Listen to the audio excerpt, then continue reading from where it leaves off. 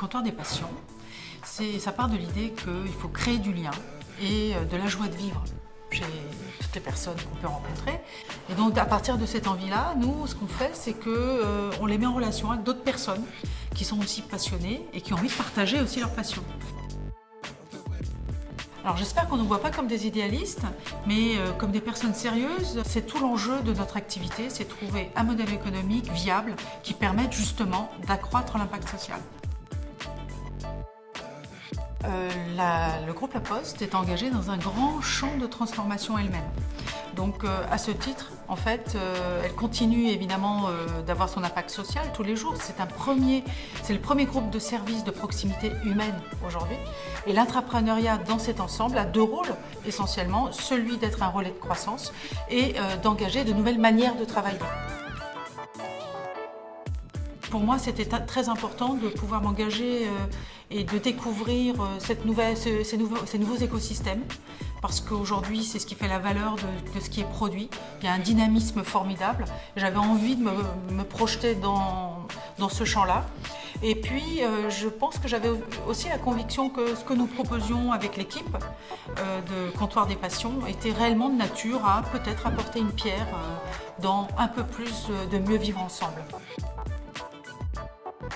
Alors c'est très enthousiasmant parce qu'en fait on côtoie de nouvelles personnes, des startups, des gens qui ont plein d'idées dans plein de domaines et on est accompagné en cela par en fait Make Sense et Fly the Nest et ça c'est très précieux parce que ça nous permet de créer de nouvelles manières de travailler, de réagir, de s'adapter et puis d'intégrer aussi beaucoup plus l'incertitude dans la décision. Non, il y a des difficultés, mais inhérentes, je dirais, à cette activité nouvelle, parce qu'il y a des contours qu'on ne connaît pas, on doit tout faire nous-mêmes, on doit s'appuyer sur des ressources aussi externes et orchestrer notre activité au sein de l'équipe même. Oui, c'est faire surtout énormément d'erreurs, parce que plus vous ferez des erreurs et plus vous le ferez vite, plus ça vous permettra de reconstruire derrière. Le meilleur moment, ça a été quand on a eu la réponse positive du jury en décembre, parce que c'était une marque de confiance qu'on nous faisait sur notre capacité à aller au bout d'une idée, et ça, c'est très précieux.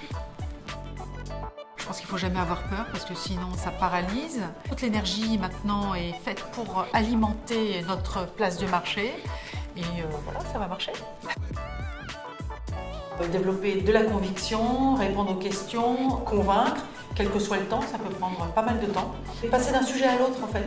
S'occuper de l'acquisition, ensuite passer au juridique et passer à l'IT, s'inquiéter de ce qu'on va faire dans un mois parce qu'il faut engager tout de suite. Vous regretterez toujours plus de ne pas vous être lancé que de vous être lancé, quelle qu'en soit l'issue. Alors allez-y.